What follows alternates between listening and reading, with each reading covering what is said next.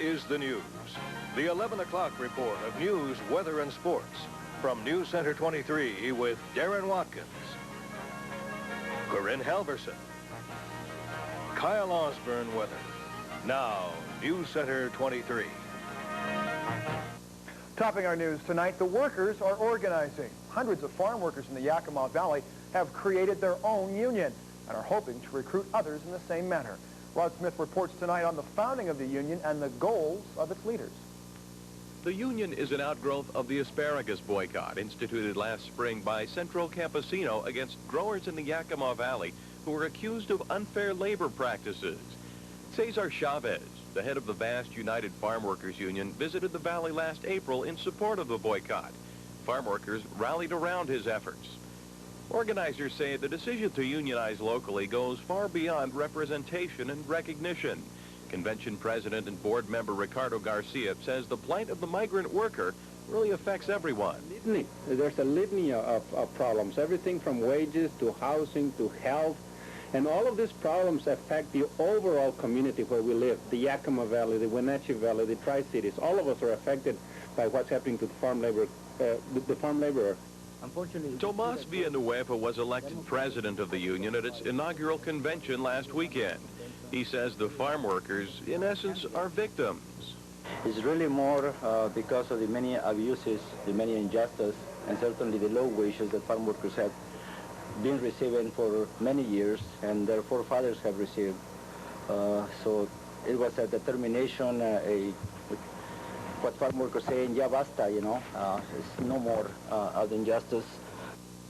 Organizers hope the union will not only represent the farm worker, but will eventually speak out for the Hispanic population in the Yakima Valley. Villanueva says the asparagus boycott will continue, and the practice will be used again in other instances if needed. Other goals the organizers set down include the use of strong and determined nonviolent demonstration and protection of the basic rights of the farm workers. After the convention, the United Farm Workers of Washington has 396 members. Organizers hope to top 1,000 before the end of the year. Rod Smith, NewsCenter 23, Yakima. The new Farm Workers Union caught many growers off guard tonight. Most did not even know the organization existed. But as NewsCenter's Pat Doris reports, the growers will likely watch the union carefully. The agriculture industry in the Yakima Valley depends on pickers. Whether asparagus or apples, no one questions the need for workers to help bring in the harvest. But if the thousands of workers unionize, that harvest, according to some growers, could become more expensive for everyone. Potentially, yes. Anytime you talk about raising the cost of production, you're talking about cutting into to incomes. Redmond says workers in his orchards and others are paid by the amount of fruit picked, not the hours worked. He says fast pickers can earn up to $20 an hour, and he can't see the need for a union. Growers say this is a sensitive issue, and it comes right at the worst time, in the middle of the apple harvest. It's yet to be seen whether this issue affects the next apple harvest. Pat Doris, NewsCenter 23, Yakima. It may be dangerous to live in a mobile home. That question is being raised tonight after a study on throat cancer came up with some surprising results. The study compared 27 cases of a rare throat cancer and found that 8 people lived in a mobile home 10 years or more. The study was conducted here in Washington. The results show a higher risk in the people in the mobile homes than the workers who deal directly with formaldehyde. Formaldehyde is a suspected cause, although the results are preliminary. The chemical is used mainly in the textile industry, but also is used as a glue for walls in mobile homes. Dr. Thomas Vaughn, a University of Washington professor, headed the study. We were surprised by the strength of these findings, yet they're based on only 27 cases of the nasal pharyngeal cancer that we're talking about, 8 of whom had lived in a mobile home before. And it sorely needs duplicating by some other investigators. Formaldehyde is not... A spokesman for the mobile home industry said if there is a problem with formaldehyde, it's the government's fault. The spokesman says government regulations have all but cut all air circulation in mobile homes.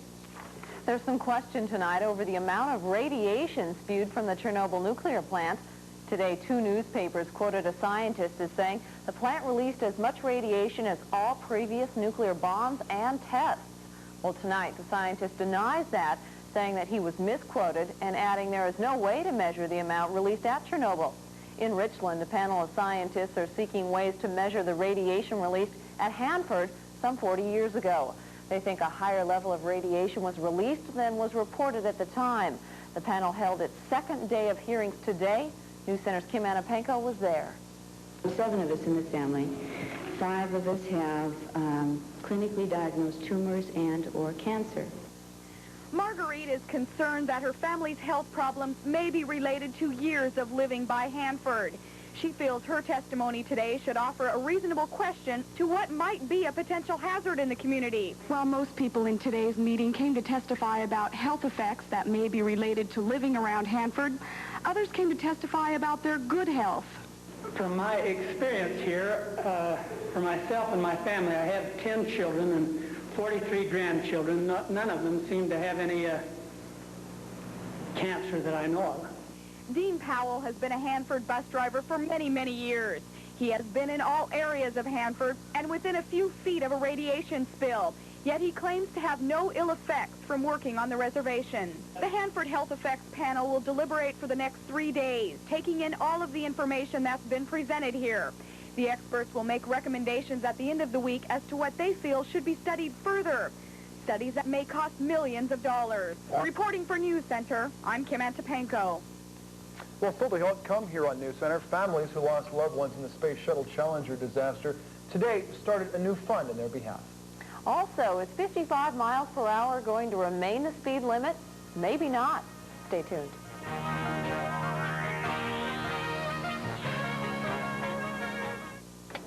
Hi, I'm Sandy from Pacific Power. People all over are talking about the latest warming trend, the heat pump. Just listen for a moment and I'll be right back to tell you about a very special offer for Pacific Power customers.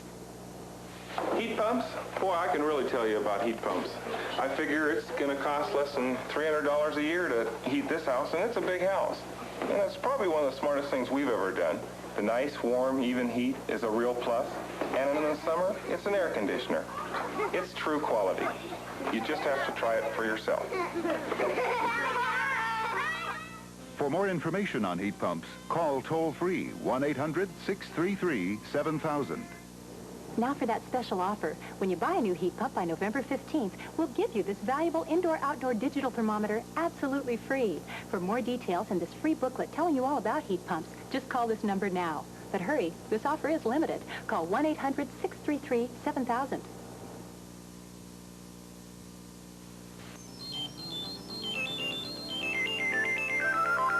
Anything worth having is worth saving for.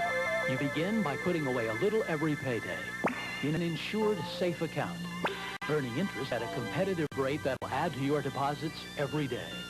And before you know it, you'll have more than enough. Start building your strong tomorrows today with the help of First Federal Savings, a safe place for savings since 1890. Right now, your Toyota dealer has trucks, and more trucks. So you're going to save bucks, and more bucks. It's the biggest summer selection in Toyota history.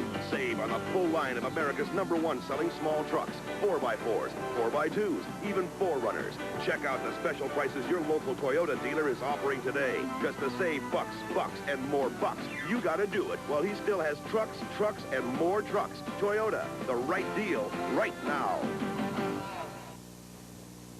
The Senate tonight has sent a strong message to drivers. It's all right to put the pedal to the metal.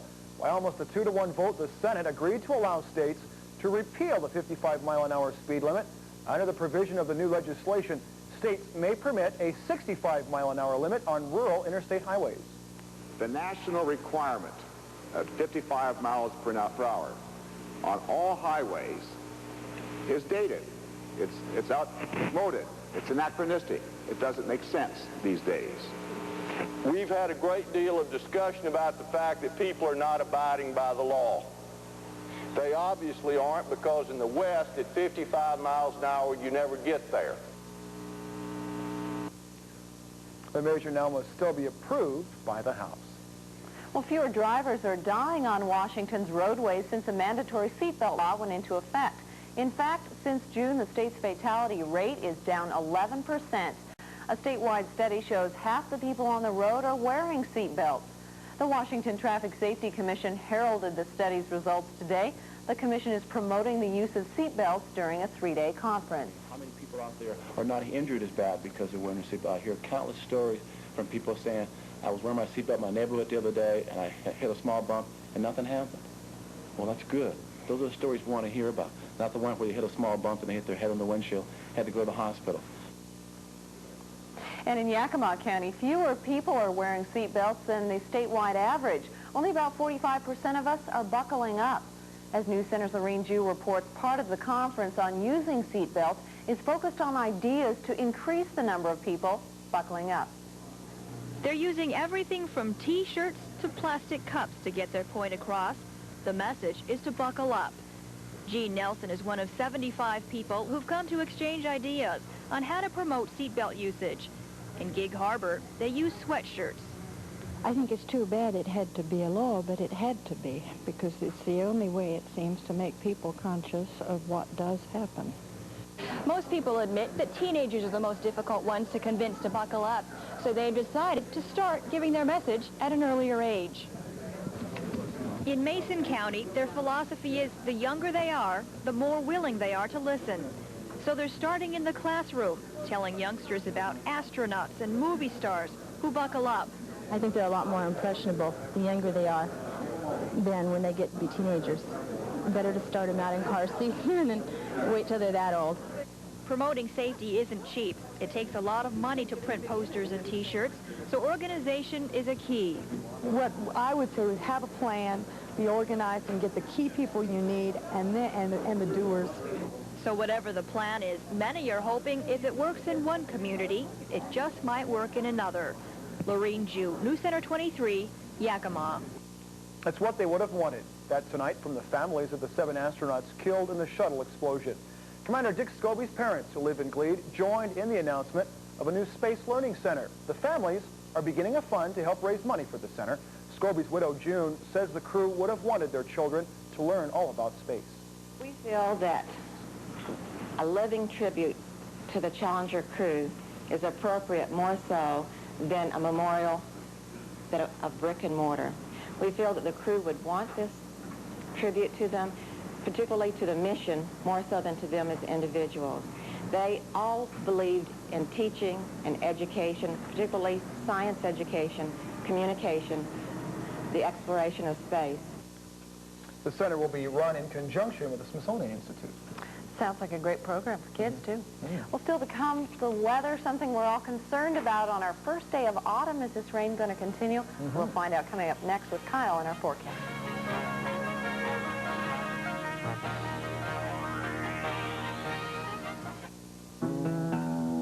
Question. When Stuart Anderson's Black Angus restaurant has succulent aged prime rib, a baked potato just smothered with your favorite topping, and whole wheat bread with homemade soup or garden salad, specially priced at just $7.95. What should you make for dinner tonight? How about reservations?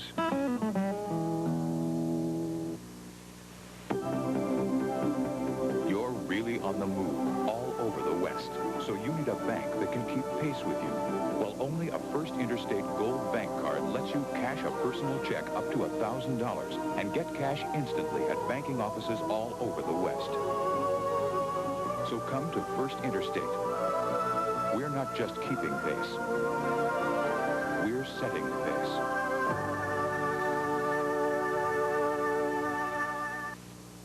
Charlie, it's Mike. Doing business over the years. Here to Seattle? Great. When? Charlie and Mike became good friends. Let's say we meet at the airport. Yet they've never met, except over the phone. How am I going to recognize you? 5'8", about 100. The one business tool that will never go out of date. 5'8". I figured you for 6'3", 6'4". No, I just talk big. Pacific Northwest Bell. We've always been the future. Is the constant wear and tear on your carpet a matter of concern? Do you bring out the vacuum cleaner every time you have guests? Carpet Masters has the answer with its new footprint-resistant carpet. With our footprint fighters, your worries are over. Because at Carpet Masters, footprint fighters make owning a carpet a truly enjoyable experience. Carpet Masters, 16th and Summit View. Well, it's only our first day of autumn, and already we have some snow up in the mountains, according to Kyle. That's what you mentioned earlier? Yeah, the snow level down to 4,000 feet, which is really something of an oddity for this early in the year, for this early in the fall. We're one day into it. We do have travelers' advisories in effect for the Cascades of Washington and most of the passes in Oregon as well. Here, at the same time, it started to clear up a little bit, but we'll explain that is a sucker hole, and we'll tell you what a sucker hole is in just a second. Right now, it's 51 degrees, and the barometer is holding steady at 29.26 inches. Relative humidity is at 93%, and we're getting a wind out of the west at 10 miles per hour, so it's calmed down just a touch. First, a look at high temperatures around Washington today. Cloudy skies prevailed statewide, and high temperatures west of the Cascades were generally upper 50s. We saw 57 in Bellingham and 59 for both Seattle and Portland. Spokane was under thunder showers and dark clouds for most of the afternoon. They had a high temperature of 51, and we saw 53, actually 2, in Walla Walla today. Now here at home, it looks something like this. We were actually one of the warmer regions within the state of Washington today, and high temperatures were generally in the mid-50s from Ellensburg all the way down into the lower valley, with not much variance there. On our national scene, this high-pressure system that gave us a nice couple of days is nowhere to be found now, and we are susceptible to those storm systems. Actually, we've seen at least 2 cold fronts pass through the state today, and that's why this radar is still detecting some pretty heavy showers around the Sound area, and then a few lighter showers in southeastern Washington. At any rate, these cold fronts passing through are giving us those clouds and giving us, well, the showers that come along with that.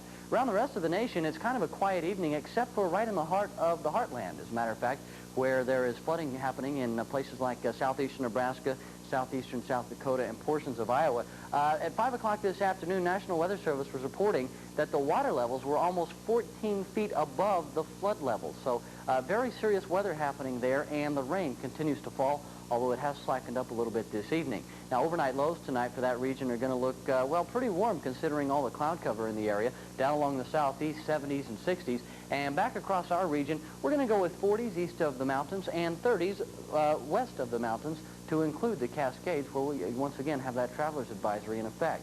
Tomorrow's highs are going to be going like this. We're going to go for 60s statewide, with just a few 50s to be found. Maybe Seattle, maybe Bellingham, but we should see 60s for all other cities, including Portland.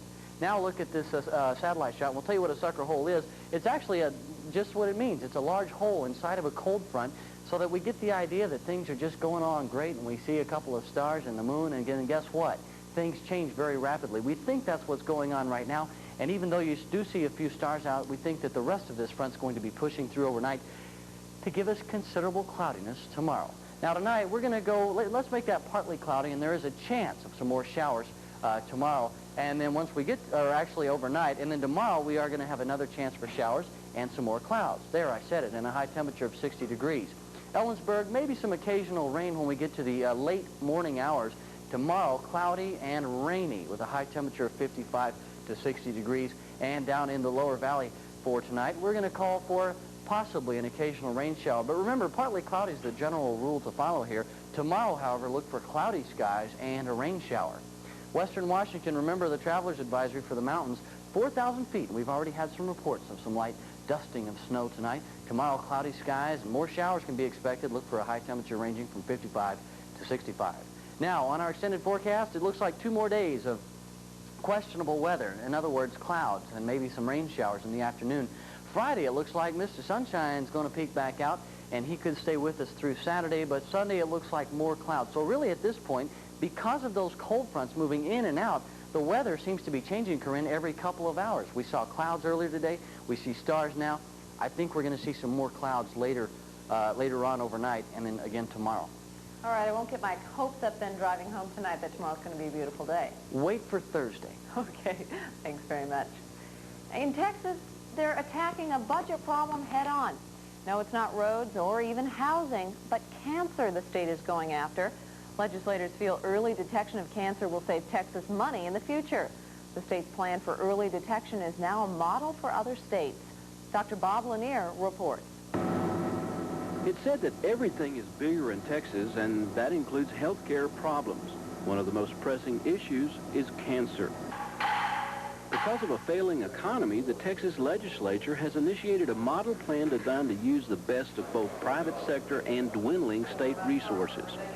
I think it will not only make an impact on the incidence of cancer if we're successful, but will also reduce the number of deaths.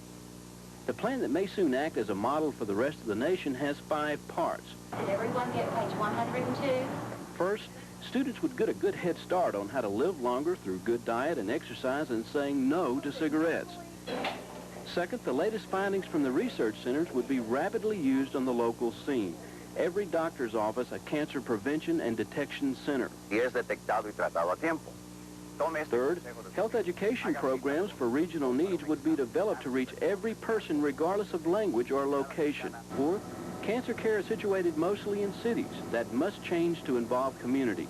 Cancer care more accessible. Sean, you're going to need to hold real still for this test. It takes... Finally, research would be stimulated and the fruits quickly distributed. Texas legislators wanted more than just planning, they want laws. One that tops their list, attacks on the #1 cause of cancer, cigarettes. The plan recommends a penny be added to the price of each pack to pay for research and treatment. I'm Dr. Bob Lanier reporting for NBC News. Lots of baseball action tonight, even though people are starting to think about football and Seahawks. Still baseball. Yeah, but you know, I think it was kind of an odd night tonight in baseball, a special one. I'll even prove it coming up next in sports.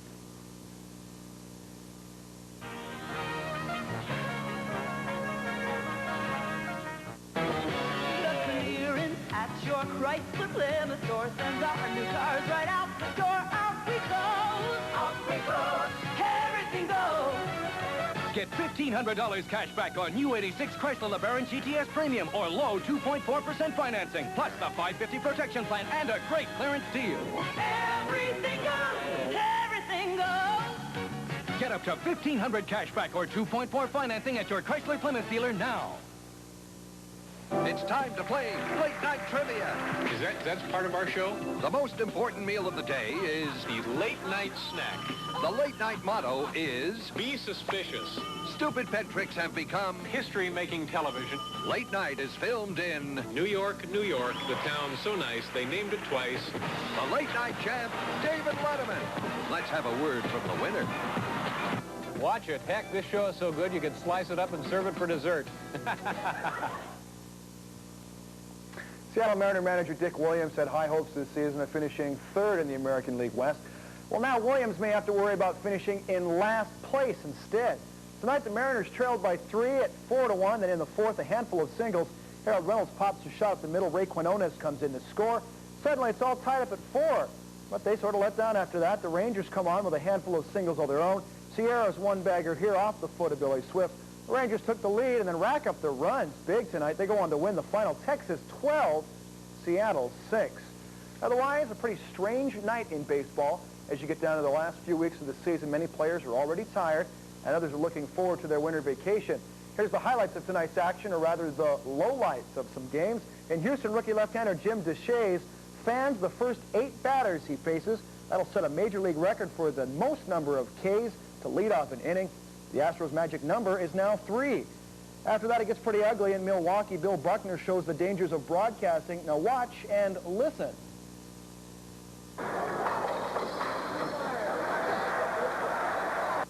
Look out, baseball. After that, in Baltimore, Orioles and Yankees, Davey Winfield kapow at the plate with the big swing. Comes around with a tag to catch John Stefaro on the head. Stefaro tagged as he tries to make the throw to second.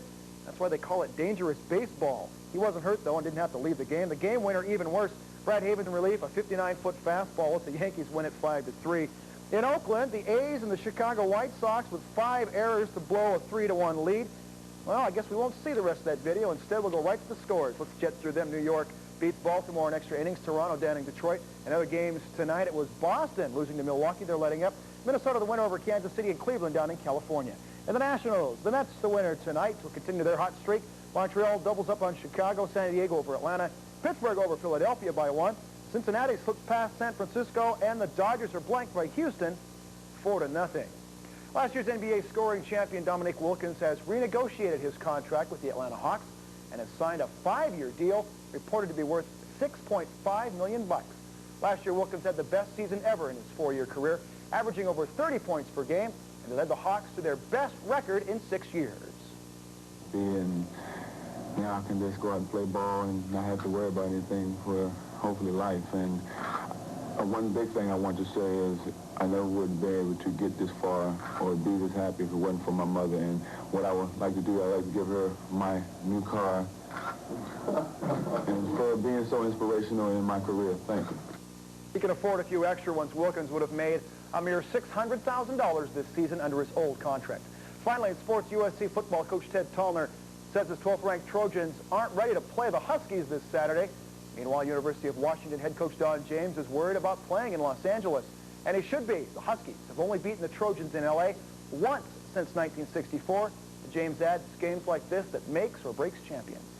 Playing one of the better teams in the nation during those years. Plus, it's a little more difficult to play on the road. You've got the concentration factor that everybody brings up each year. But again, the champion of the team, of the league each year, is going to be the team that does play at home, that does play on the road, and does play with adversity, with injuries, and also plays in bad weather. Good news for you. The Huskies have been made 5-point favorites by the odds makers. Okay, I like that. We're going to take a quick break and be right back.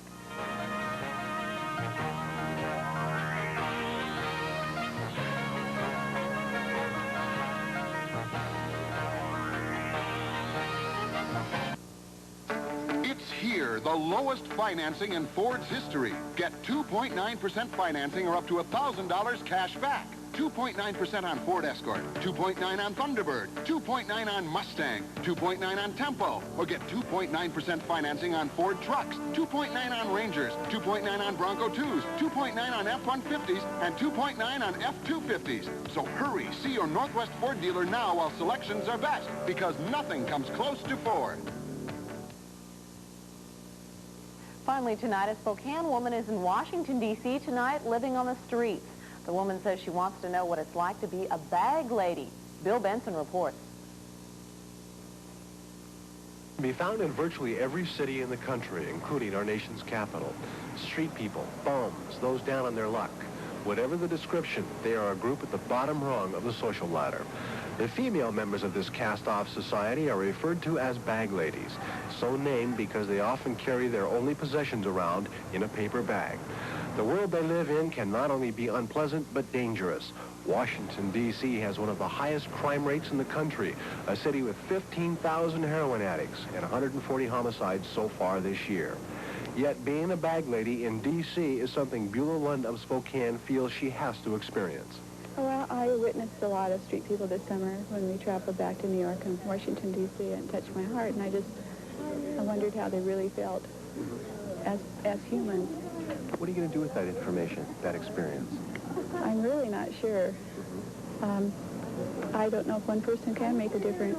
So in order to satisfy her urge, Lund stepped onto a D.C.-bound plane at SeaTac this morning. Her husband, David, while supportive, admits that he is also concerned. Well, I'm scared for her. I think she has a lot of courage to do it. Mm-hmm. What is there about your wife? What motivated her to do this? Well, I've been right to her for 32 years, and sometimes I don't have all the answers on that either. That wraps up our late report for tonight. Thanks for joining us. Good night.